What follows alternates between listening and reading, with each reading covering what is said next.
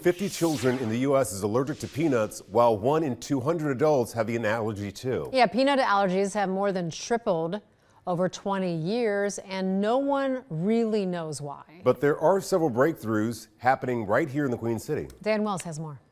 When it comes to helping people with peanut allergies, the goal for so many is to one day be able to eat whatever they like without the fear of an allergic reaction. Plain with lots of stuff on it. You could call 5-year-old Caleb Builder somewhat of a Lego expert. With my papa, and I built this. Not much worries him, but his mother, on the other hand. When Caleb was 6 months old, he broke out into hives all over his chest, torso, face. The hives were the first sign of a dangerous peanut allergy. I had bumps all over my face. Caleb was treated with a peanut patch. He wore it every day for several months.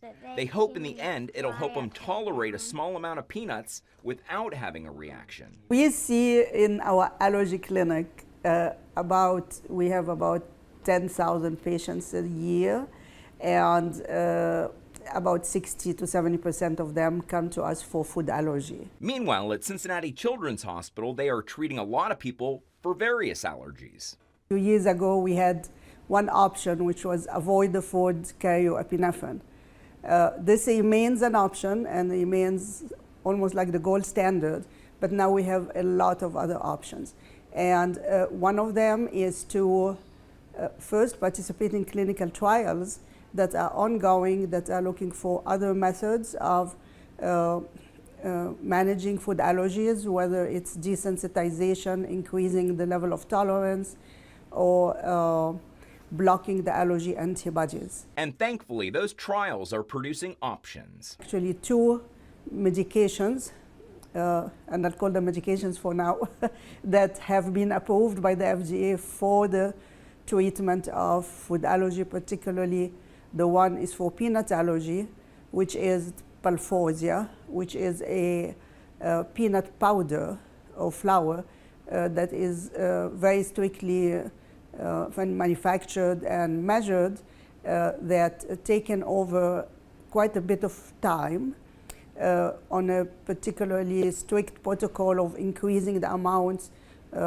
every couple of weeks and so on, does raise the threshold of reactivity, which means that if a patient would react to half a peanut after they undergo this treatment, they may be able to tolerate up to a peanut or even 6 peanuts or more. Another newer treatment being used is called oral immunotherapy. We here at Cincinnati Children have done many of the clinical trials with Palforzia actually from the beginning to the end, and have also fashioned a clinical protocol that addresses the same issue but has more the flexibility of being clinical, as well as utilization of food off the shelf.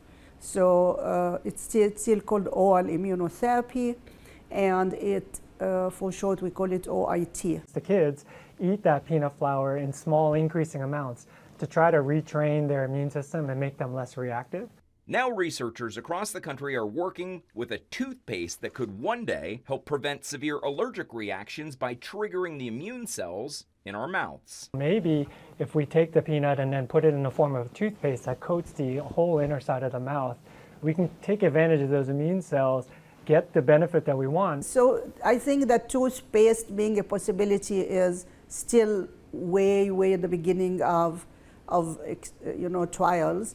But the idea is based on the idea that you can also put the food in the mouth without being swallowed, which is called sublingual immunotherapy, and that has been tested as well. It has less efficacy than the OIT, but it has less side effects as well. So with food allergy treatments, it's always a balance of treatment and changing the immune system versus side effects. So if you'd like more information on the options that are out there, you can contact the Department of Allergy and Immunology at Cincinnati Children's. You know, a former